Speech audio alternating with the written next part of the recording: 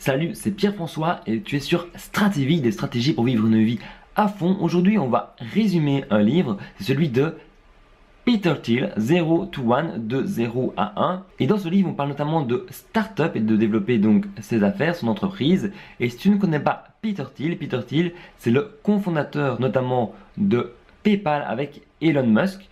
Et il a notamment aussi investi dans Facebook, LinkedIn, SpaceX à ses débuts. Il est pesé à plusieurs milliards de dollars, donc ce n'est pas n'importe qui. Et il a écrit ce livre destiné aux startups et à grandir. Je te résume ça tout de suite. Il y a beaucoup d'idées. Peut-être on va faire des recherches pour avoir des informations complémentaires à ce résumé. Si tu aimes que je résume des livres ou si tu veux que je le fasse encore plus souvent, n'hésite pas à t'abonner ou à liker cette vidéo. Moi, ce sera un signal pour que je puisse le faire. Je compte te faire un livre par semaine, on verra bien. Si ça t'intéresse, n'hésite pas à me le faire savoir en commentaire, en partageant, en likant. C'est apprécié et tu peux déjà t'abonner. Alors, si on se lance directement dans le vif du sujet, Zero to One, ça commence en disant que les temps changent et que la technologie change le monde. Là pour le moment, tout le monde copie tout le monde d'un point de vue capitaliste. C'est facile. On choisit la facilité de copier tout le monde pour créer son business. Pour passer de 0 à 1, c'est la technologie qui changerait le monde.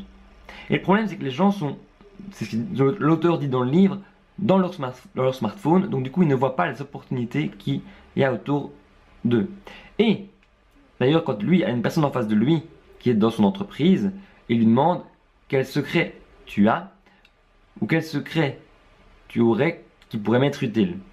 Et ces secrets, ce serait la vision du futur qui pourrait justement donner vision sur les opportunités.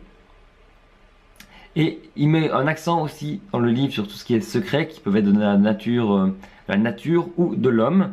Et que ces secrets justement, quand on les a, ils sont plus difficiles à avoir. Mais c'est justement ce qui nous sort de la case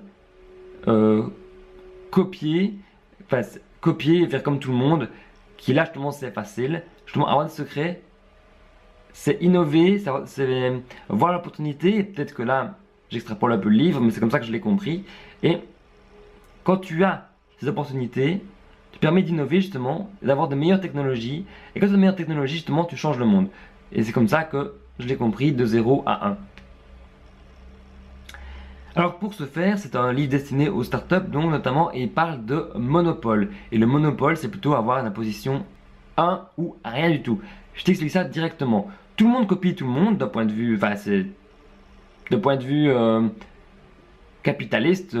Il y a peu de gens qui sortent vraiment du lot. Et pour lui, pour être le monopole, il faut faire 10 fois mieux que les autres, ses concurrents, ou alors être totalement nouveau. Et c'est là qu'on revient justement aux technologies qui changent le monde. Les temps changent. Il dit notamment qu'avant on était plus basé sur le risque et que maintenant on est plus basé sur le côté lean, flexible. On était plus basé sur le côté marketing et produit, là où maintenant on est vraiment concentré sur le produit. Et notamment, on était concentré sur avant faire du profit et maintenant on est concentré sur les concurrents parce que justement, il y en a beaucoup et il faut avoir le monopole. Pourquoi avoir le monopole? Ce n'est pas simplement une question d'argent, c'est aussi une question de long terme, avoir une vision à long terme et pérenniser et se dire où est-ce que dans 10 ans, 20 ans je serai. En étant leader et une position d'avoir le monopole, on peut assurer l'avenir et aussi innover et assurer notamment peut-être pour ses salariés et employés de meilleures conditions salariales ou de bien-être. Donc c'est aussi des gros enjeux comme ça, mais ici on est plus je pense dans une vision aussi financière et avoir de l'argent. Donc comment on peut obtenir le monopole? C'est très simple, quelques astuces que lui donne dans le livre sont abordées, notamment la technologie propre, je te le disais, où tu dois être 10 fois supérieur à tes concurrents ou être totalement nouveau. L'effet de réseau, où là, par exemple, Facebook, qui prend comme exemple que si on était sur Facebook mais il n'y avait pas d'amis, eh ben, forcément, on ne voudrait pas. Donc, plus d'utilisateurs il y a du produit ou du service, plus le produit sera utile et plus ça grandira. D'où il faut commencer sur un petit marché, mais ça, on y reviendra.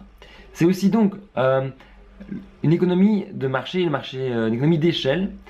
Pour produire ton produit, ça te coûte moins cher, plus tu vendras. Et il prend l'exemple des logiciels SaaS, etc., qui notamment, eux, sont fort développés ces temps-ci parce que notamment, ils sont très intéressants d'un point de vue coût de production. Et le dernier point, c'est la marque forte. Et il prend comme exemple Apple, où il y a vraiment une logique entre le design, le marketing, etc., où tout est en symbiose. Donc, Voilà. Il vaut mieux donc, d'un point de vue, pour avoir le monopole d'un petit marché et ensuite de grandir, comme il prend comme exemple Amazon, quand il a fait les livres et puis ça a grandi, que de se dire je vais prendre 1% de la grande tarte. Pourquoi? Parce que quand on est en position 2, 3, 4, 5 en dessous du premier, on fait tellement d'efforts pour être dans la concurrence, tellement d'efforts pour arriver à la position numéro 1, que justement on va finir par abandonner, on n'y arrivera jamais, et si le produit s'éteint, ben, les gens vont rester avec le monopole et au final on va être amené à mourir.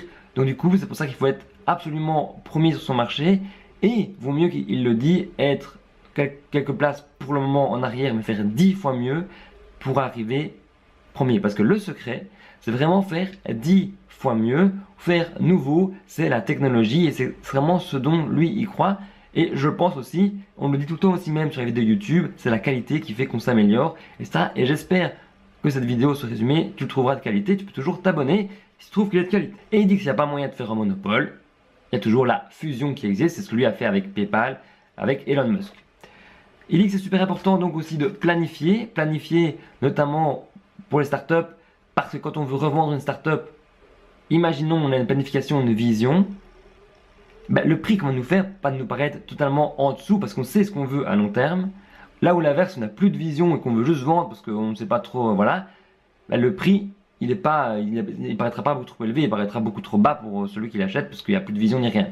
Ben, tout ça est planifié dans le livre. Mais la planification, il explique aussi avec le minimum valuable project, faire avec des feedbacks clients, ensuite grandir, etc. C'est vraiment la méthode Lean, est très conseillée. Et ensuite, on vient, vu que les temps changent, au marketing, où là, le marketing, où on se concentre vraiment sur le produit. Il y a vraiment trop de produits qui ne sont pas vendus, même s'ils sont de qualité.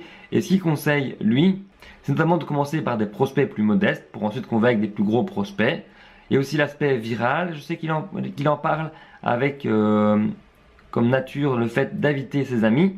Et il dit que les canaux de publicité ça peut marcher aussi, mais qu'il ne faut pas faire justement comme ceux qui sont dans le monopole, de faire des spots télé, etc.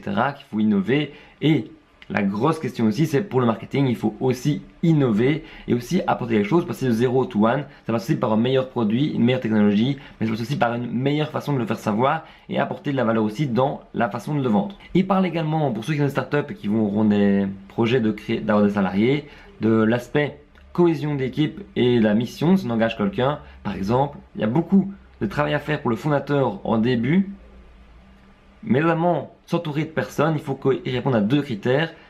Être convaincu par la mission de l'entreprise et savoir s'intégrer dans l'équipe, parce que justement, il dit qu'il faudrait que les personnes qui travaillent dans l'entreprise aient des sujets autres que simplement parler d'entreprise.